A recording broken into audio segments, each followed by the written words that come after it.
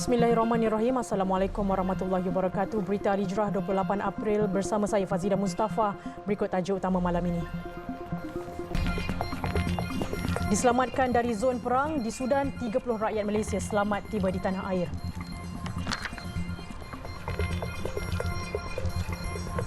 Juga kerajaan bincang syur kaedah penyelarasan terbaik berkait arah kiblat.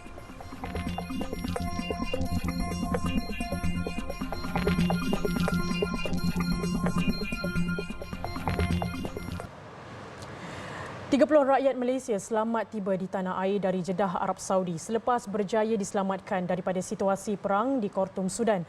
Penerbangan SV834 Saudi Arabian Airlines itu tiba kira-kira jam 3.54 petang tadi di lapangan terbang antarabangsa Kuala Lumpur KLIA. Mereka yang dibawa pulang terdiri daripada pegawai Wisma Putra, kaki tangan Petronas di Sudan dan pelajar.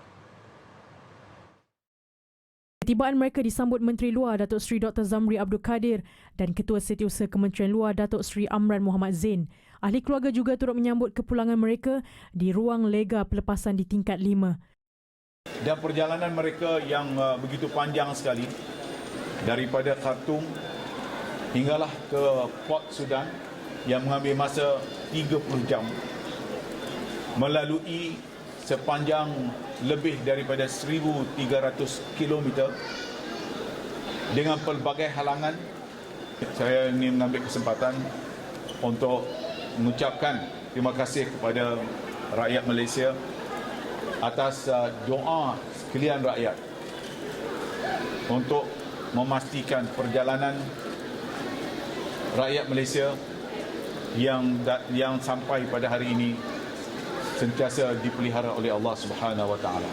Kesemua rakyat Malaysia yang berjaya diselamatkan itu adalah antara 194 warga pelbagai negara yang tiba di pangkalan Tentera Laut Raja Faisal kira-kira jam 1.54 pagi waktu Malaysia semalam dengan menaiki kapal Tentera Laut Arab Saudi HMS Abha selepas menempuh pelayaran kira-kira 9 jam dari pelabuhan Sudan.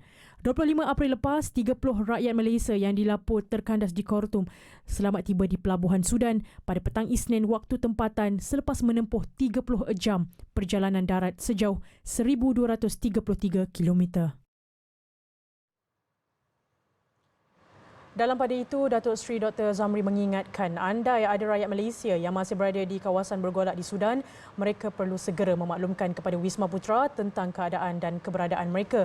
Ia penting agar operasi menyelamat dan membawa pulang dapat dilakukan segera.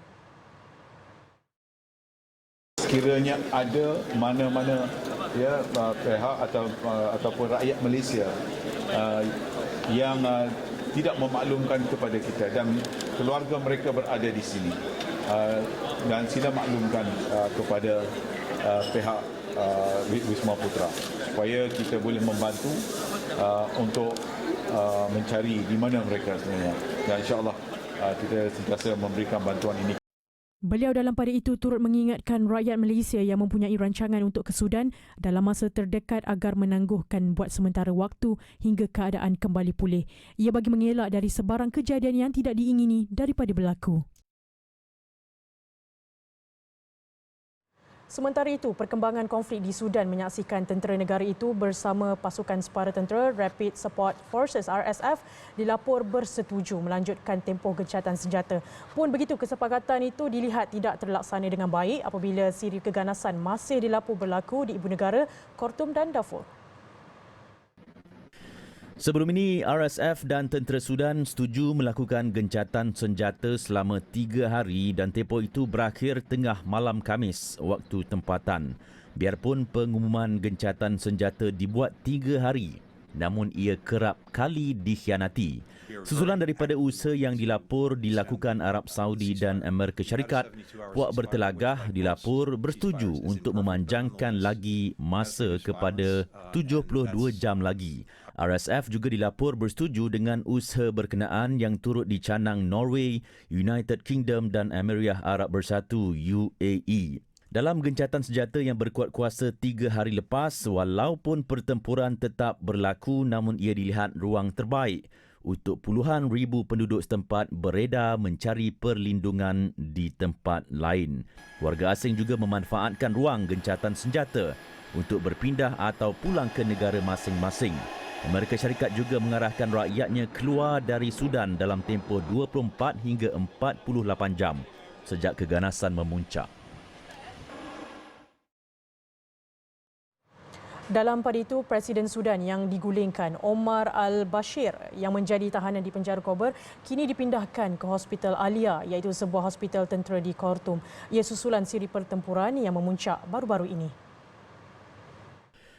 Perkara itu disahkan pihak tentera Rabu lalu atas nasihat petugas perubatan di penjara yang menempatkan al-Bashir.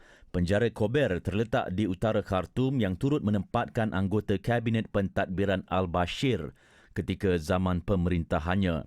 Penjara Kober turut menjadi sasaran pertempuran antara tentera Sudan dengan RSF hingga menyebabkan ribuan banduan berjaya meloloskan diri Ahad lalu. Tentera Sudan dan RSF saling menuding jari atas kecuaian itu.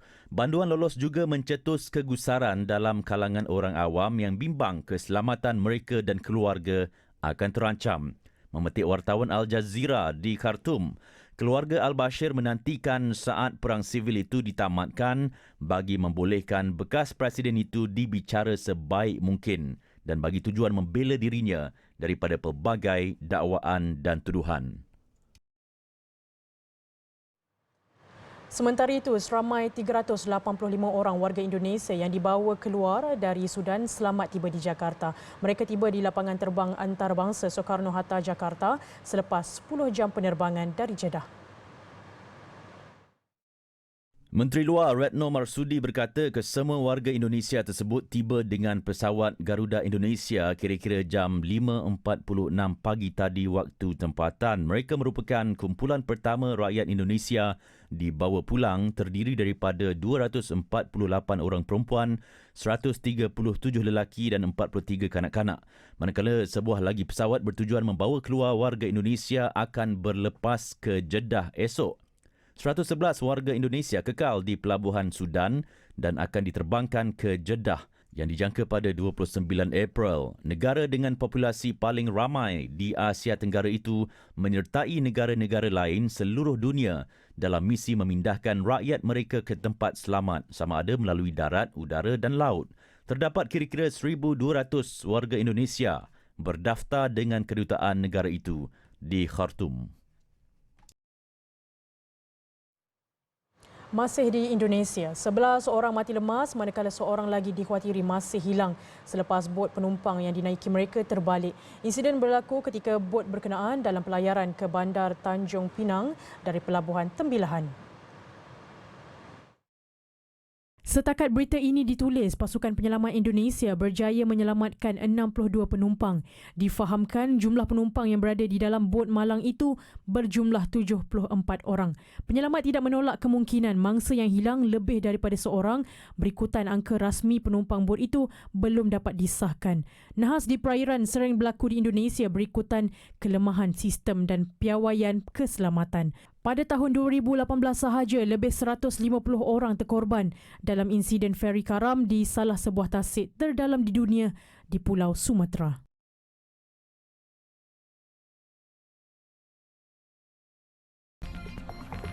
Baik, selepas ini bekalan air terjejas, Aidilfitri kurang ceria.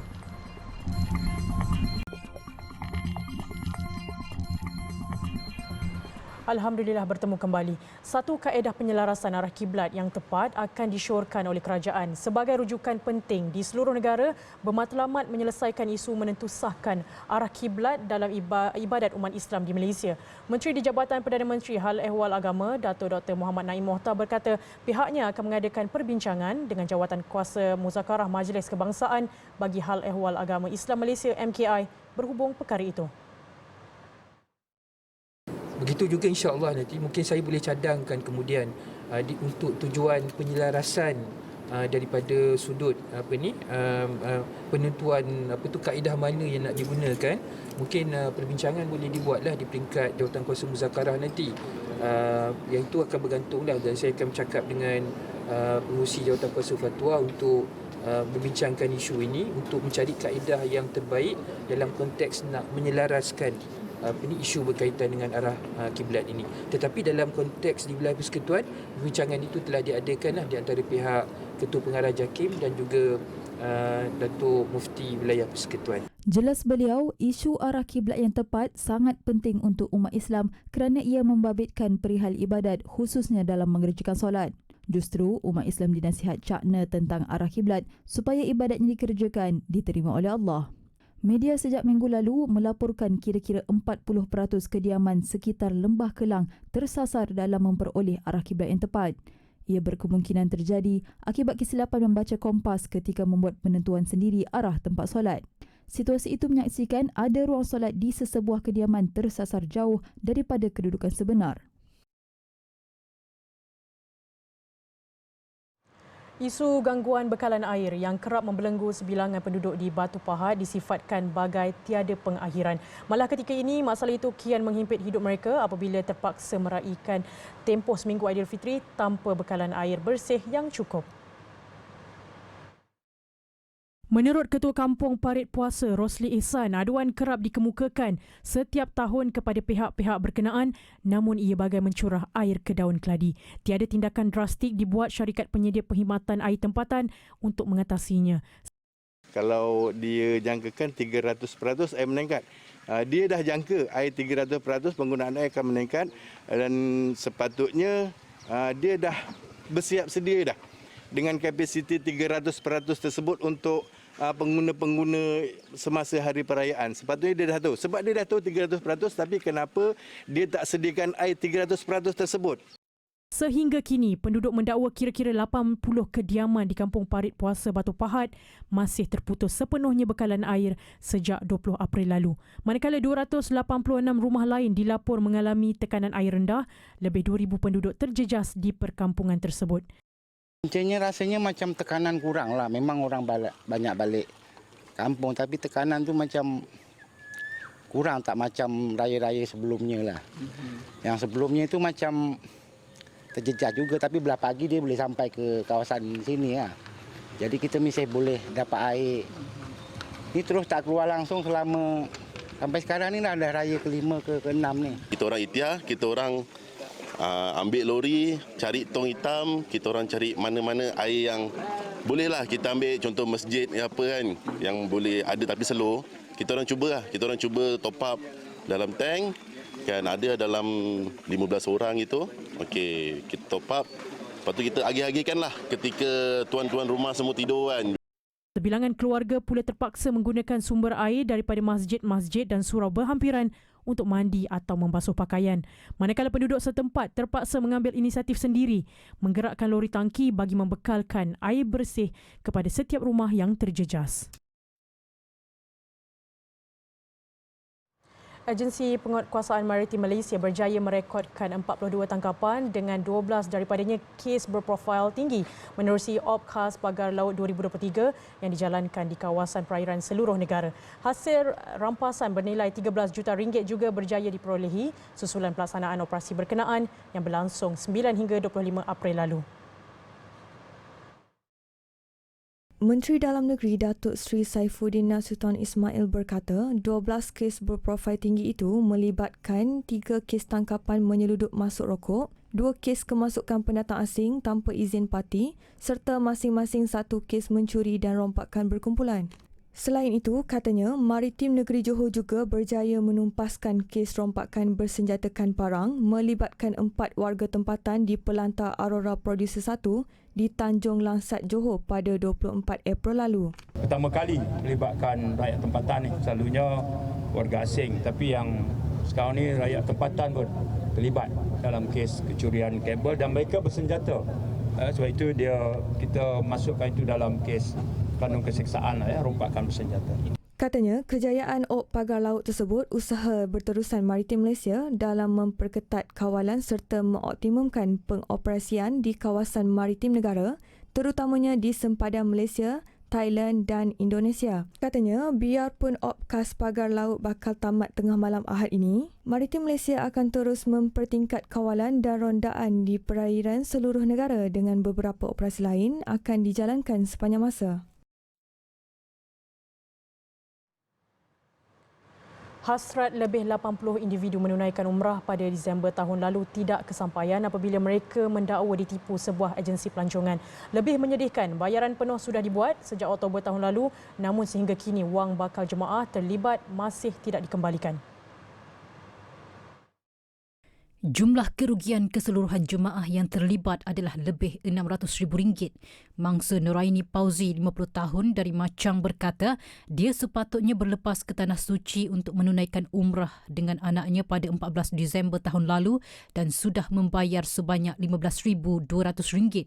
Namun seminggu sebelum berlepas, mereka dimaklumkan oleh agensi berkenaan perjalanan terpaksa ditangguhkan atas alasan Piala Dunia di Qatar sedang berlangsung. Janji pertama dia nak bawa pergi umrahnya pada 14 hari bulan 12. Okey, beres. Jadi dia kata ada masalah lah di Tanah Harak tu menyebabkan tak boleh pergi. Lepas tu dia buat pula janji yang kedua pada 20 hari bulan 2. Beres. Okey. Kemudian pergi jumpa tak boleh pergi juga.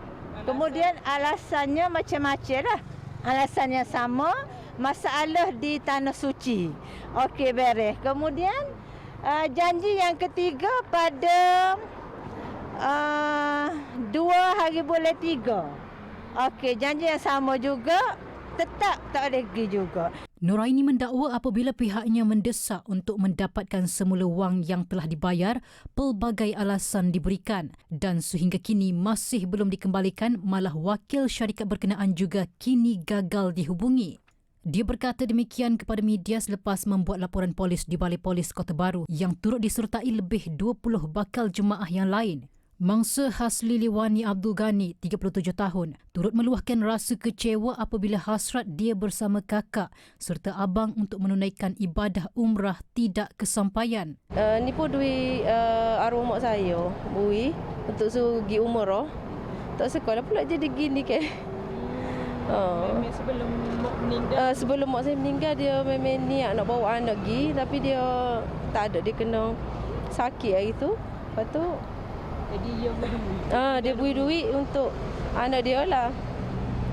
Tak suka pula jadi gini ke. Baru pertama kali nak pergi. Azra Zahari, 43 tahun yang turut tampil membuat laporan polis bagi pihak kedua ibu bapanya, turut menggesa agensi pelancongan itu mengembalikan semula wang mereka. Saya tengok mak ayah saya paling uzur sikit lah.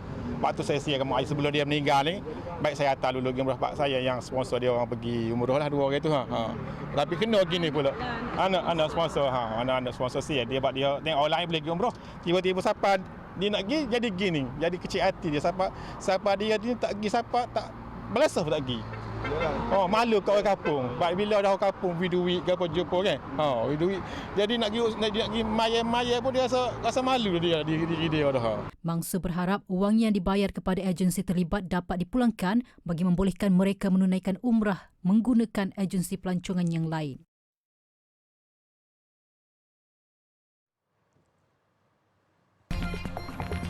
Perdana Menteri jawab dakwaan membazir dan tunggang agama.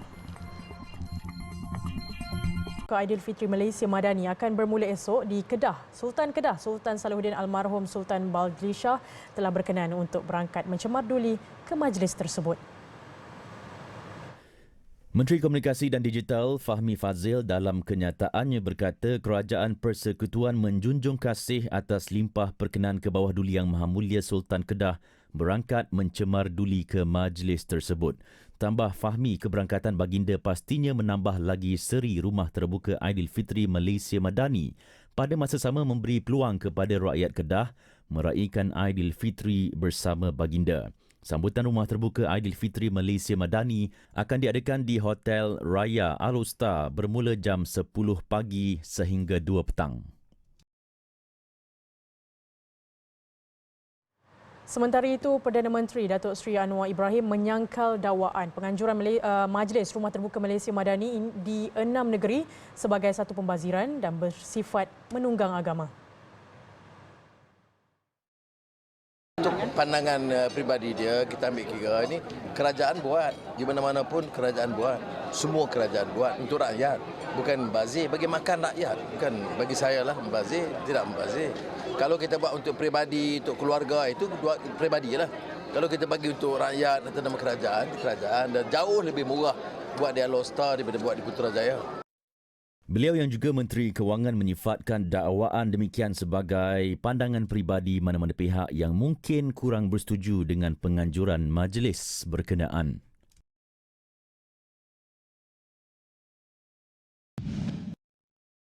Terdahulu, Perdana Menteri menunaikan solat Jumaat bersama jemaah di Masjid Jamiul Ihsan, Kampung Kubu Gajah, Sungai Buloh, Selangor.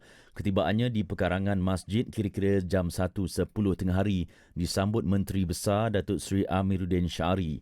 Perdana Menteri bersama jemaah mendengar khutbah bertajuk Amaran Jangan Kembali Buat Maksiat Selepas Ramadan yang disampaikan Imam Dua Masjid berkenaan, Abdul Hafiz Muhammad Asari. Usai solat, Datuk Seri Anwar mengambil kesempatan bersalaman dan beramah mesra dengan para jemaah dan turut mengagih sumbangan duit raya kepada kanak-kanak.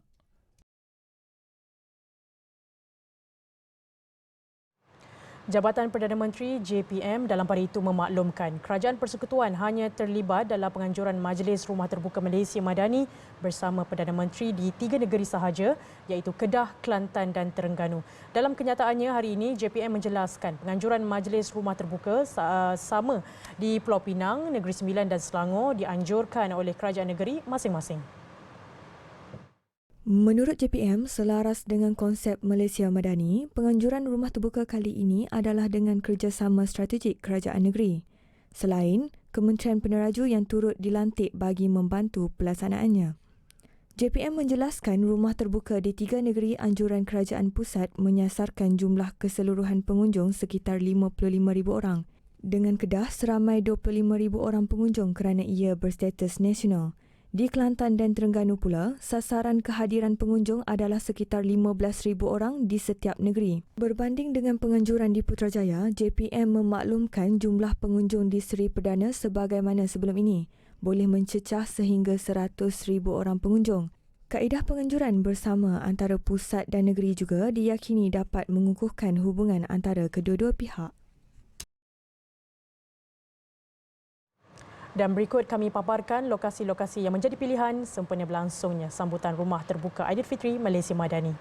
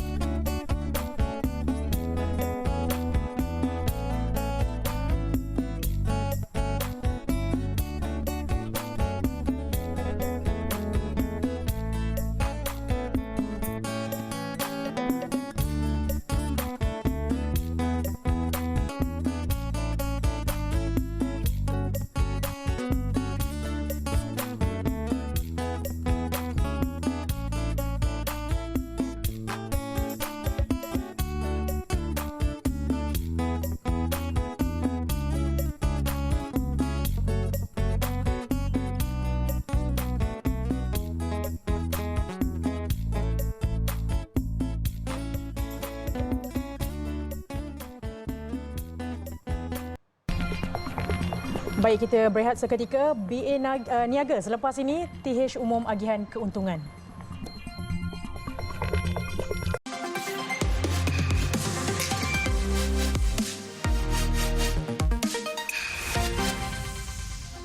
Lembaga Tabung Haji TH mengumumkan agihan keuntungan selepas zakat sebanyak 3.1%, membabitkan nilai 2.65 bilion ringgit bagi tahun kewangan 2022. Menteri di Jabatan Perdana Menteri Hal Ehwal Agama, Datuk Dr. Muhammad Naim Mohtar berkata, agihan itu akan memberi manfaat kepada lebih 8.7 juta pendeposit TH. Agihan keuntungan tahun kewangan bagi tahun 2022 pada kadar 3.10% setelah mengambil kira pembayaran zakat sebanyak 2.57%. Agihan keuntungan ini melibatkan jumlah agihan sebanyak ringgit Malaysia 2.65 bilion dan akan memberi manfaat kepada lebih 8.7 juta pendeposit tabung haji. Agihan keuntungan itu, jelas Datuk Dr. Muhammad Naim adalah kompetitif mengambil kira faktor kadarnya lebih tinggi daripada purata kadar deposit tetap Perbankan Islam bagi tempoh 12 bulan iaitu 2.34%.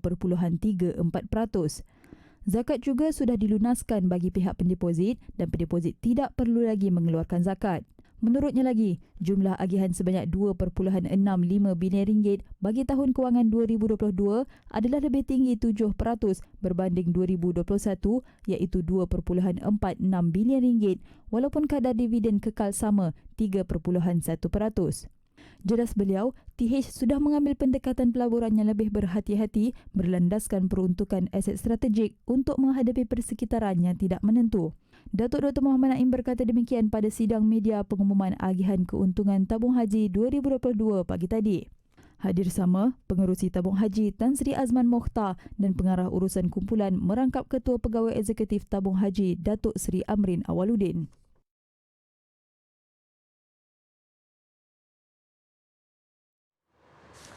Sekian untuk malam ini. Banyak lagi kandungan berita Alidra menerusi platform media sosial seperti Facebook, Twitter, YouTube, Instagram dan TikTok. Dan jangan lupa alidranews.com untuk laporan berita dalam dan luar negara serta artikel eksklusif. Saya Fazidah Mustafa, satukan ummah dengan ilmu bagi memperkasa Malaysia Madani. Assalamualaikum dan selamat malam.